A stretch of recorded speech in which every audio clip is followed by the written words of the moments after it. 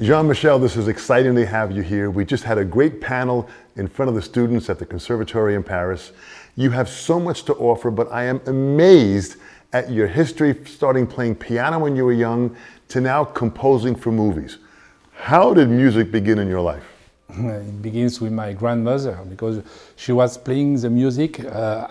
We say in French, French expression is she's playing kilograms of music.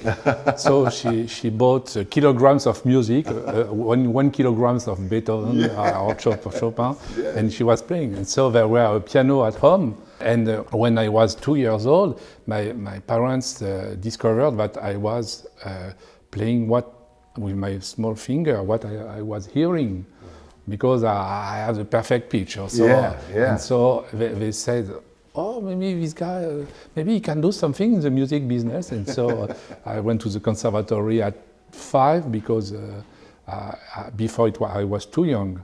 And I began really very classical studies, but my passion was and is always jazz. The jazz. I love jazz. How beautiful. That jazz is a part of your heart, but the classical music and the discipline of music probably helped you out a lot in jazz? Sure. It helps of course, for my technique. But what is really funny is that now my wife bought me a concert piano, a Steinway, a B Steinway, last year, and she said to me, wait, now you have to be back in the piano business. So, and now I'm working classical things I was playing 40 years ago, but I am not playing in the same way. It's really funny, because when you are young and when things are not too difficult, you see, and you are playing okay, but that's all. But when you are older, after, you are playing very differently, and it's a joy of each moment of. So the journey of your musical journey has changed. So as a young child, you were playing. How early were you getting involved with jazz? Maybe 4 or 5 years old, because my father was playing jazz, like the Charlie Kunz style. Yes. You remember? Yes. It's very typical classical jazz, and whispering, this kind of the man I love. Yes. And my older brother, he was 10 years more older than me. He was playing in jazz groups, New Orleans jazz group. New Orleans style music. So that's why I began to play classical jazz, like Fats Waller, with a stride piano, and after Fats Waller, Errol Garner was amazing. Errol Garner was a very rhythmical player. I can very well do Errol Garner on piano. Wow, that's fantastic. And of course, all the great pianists, Oscar Peterson, and the big shock for me at 14 years old was Bill Evans. Really, Bill Evans? The harmonies. Because Bill Evans for me was exactly the junction between classical music and jazz music. Yes. Because it was so rich, harmonies. I love harmonies. More than rhythm, I think. Interesting. I am really crazy about harmonies.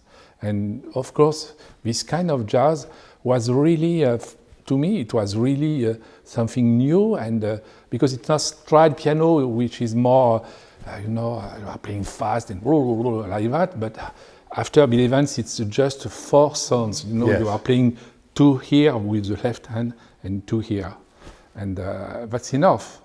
And so everything is working on this. In this way, when you are making orchestration for a quatuor, a string quartet, it's always 4 sounds. When you are writing for horns, even for horn section, for kind of James Brown songs, it's always 4 sounds are enough. So what you took from Bill Evans, you still apply now. Yes. In the music that you're right. Bill Evans, I used to go to the Village Vanguard, a club in New York, and hear Bill Evans perform. And songs like Time Remembered, and it was always, you stepped into his world. It was almost like you were hypnotized with his music. Exactly, because it was really strange. It was not like Errol Garner were very open to things. Bill, it was really a quiet it was and very interior, and it's really, but one of his greatest album, I think, is the Paris concert. Yes. Remember the Yes. white one with Mark Yes. Johnson? Yes. And he plays Nardis. Remember the introduction? Yes, yes, yes. So I think 10 minutes or 15 minutes introduction. But it was a big change in my life. And what is very funny is that when I was 20 years old, I came to Paris.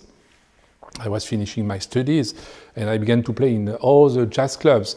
I was the official replacement, how you say that?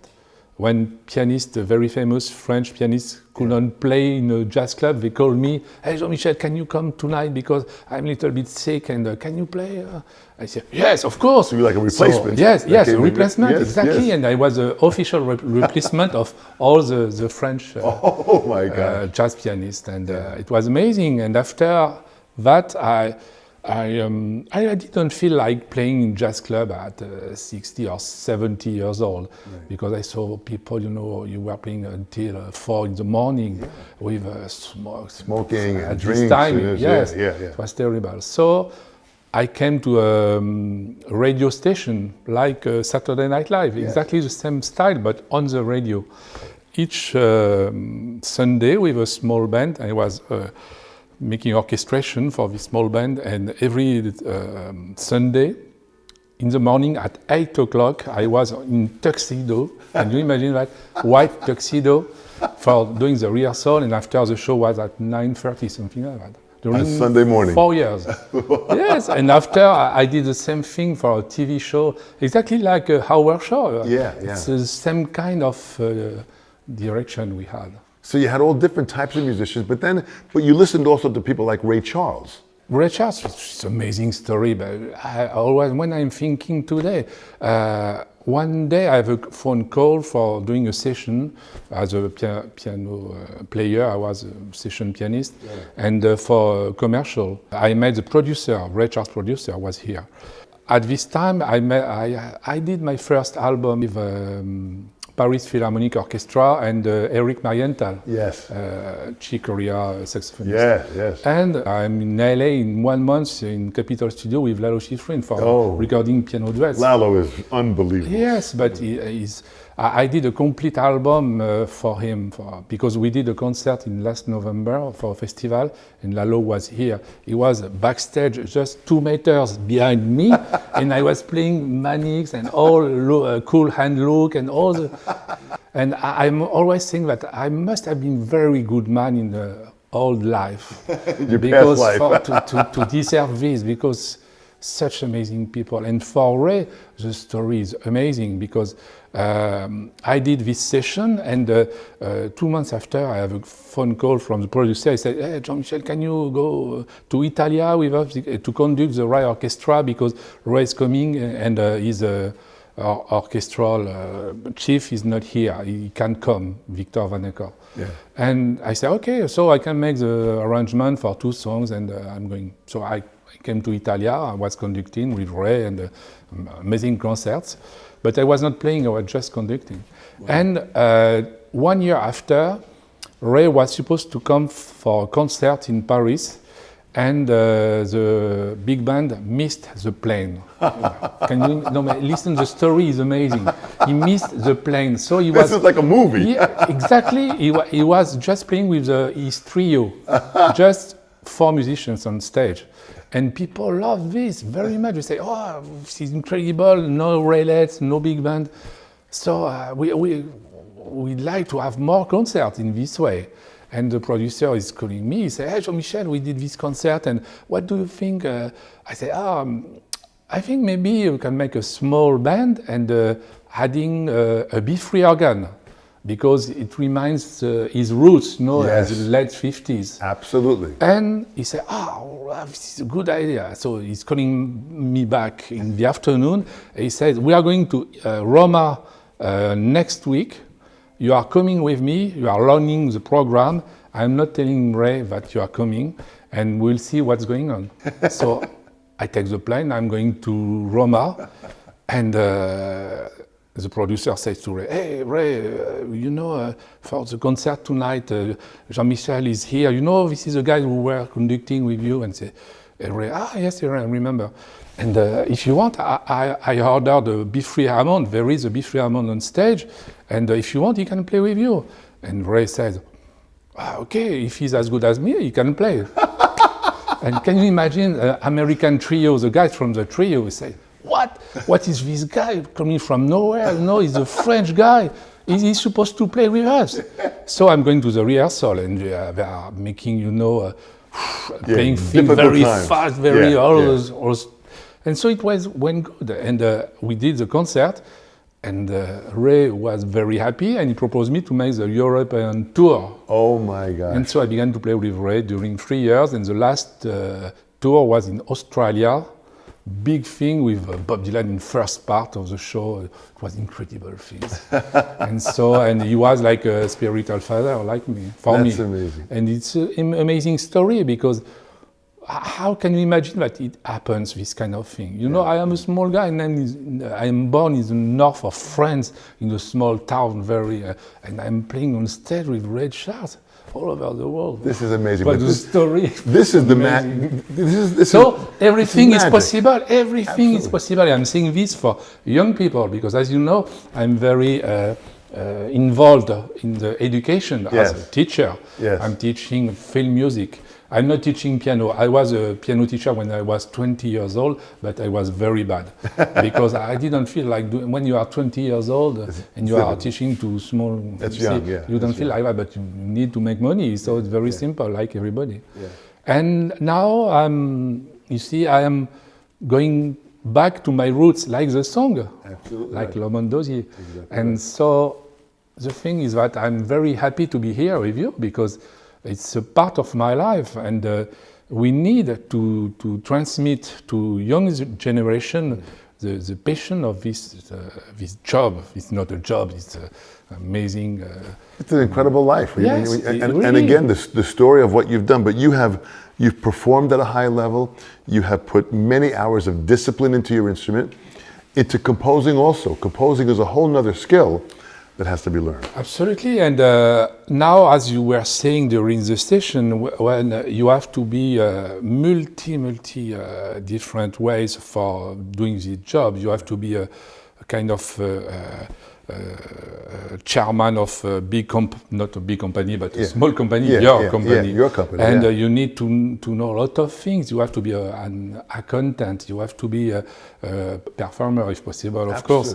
You have to know how computers are working. And you need to have the last sound banks, because if you don't have you are nothing. Even if you are doing the best composition, you can. Exactly right. But the sound now, and the problem number 2 is that you have to check with people who have no ears. That's exactly right. The producers, yes, part of them. They have no idea what's happening. Yeah. No.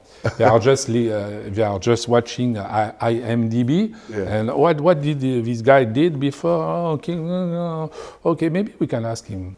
And it's exactly like melodies in composition today, a melodic line. Right. Because we are really far from melodic lines from the 70s, like my friend Francis Lay, for example, was composing.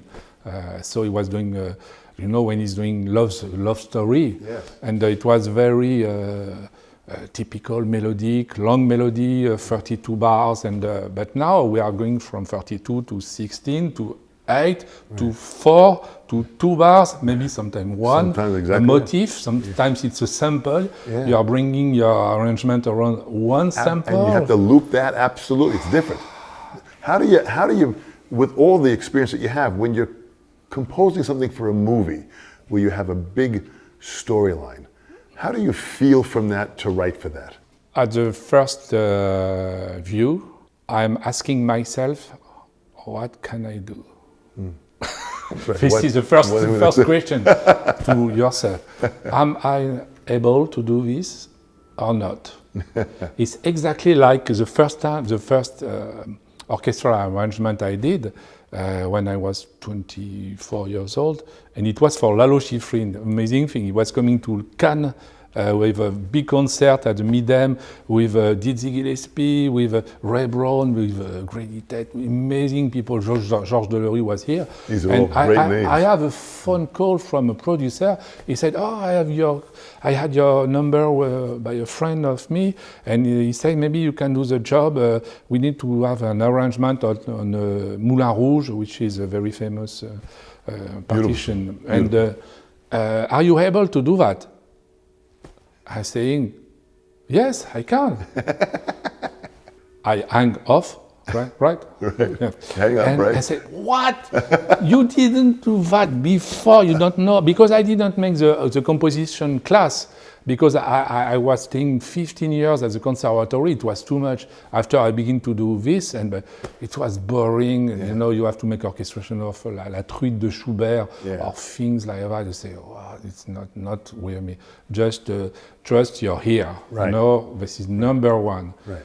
Don't try to be another one. And we were talking about that. And absolutely. I'm saying this for young people. Your instinct and trust your ear. Instinct is very important to us. So, and I did this, and it went good. I was very friend with a famous French composer named Jacques Loussier. Jacques Loussier was a pianist. He was inventing playback.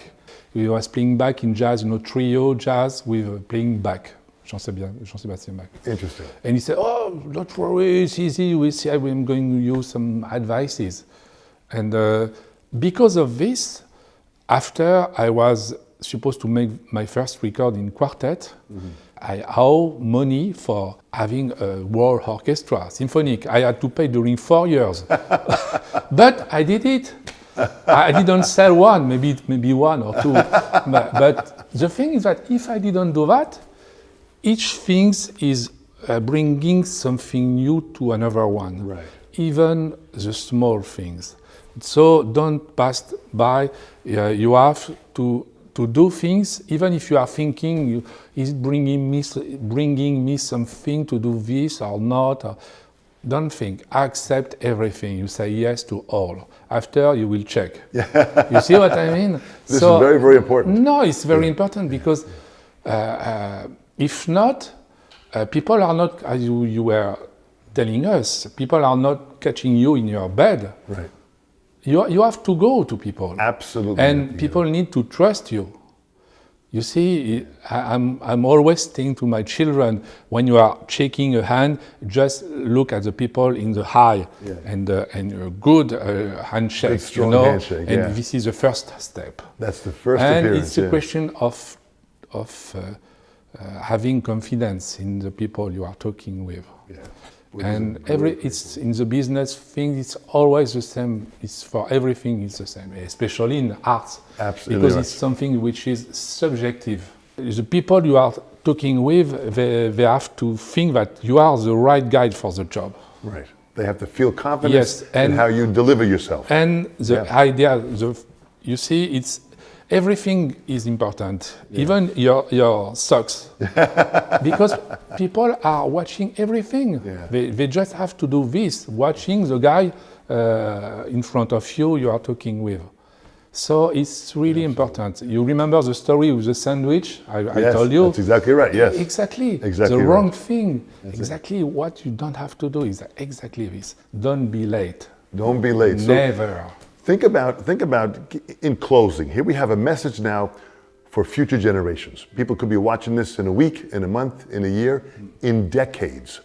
And when they watch this, what message can you leave for the next generation to prepare themselves for the music industry? They have to first be being confident in themselves. Right. It's number one, of course. You are the right guy for doing this, yeah, first. Don't have... don't hesitate. You see, when you are going. It's like when you are driving car in race and you say, "I want to be the first one," and you are the best. Yeah. You just have to think you are the best. And after, but always being humble, very humble.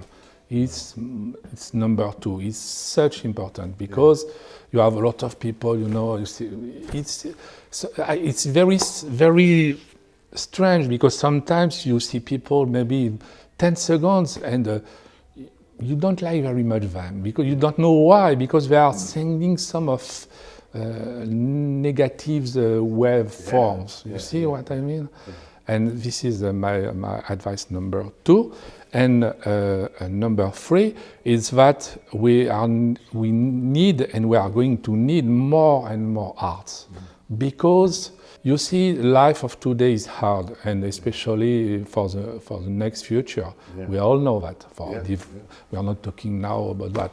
But when you are lucky enough for being able to bring to people arts, music, joy, this is really a gift. Right. And so for being this, you are bringing joy to people and you are bringing joy to yourself, of course.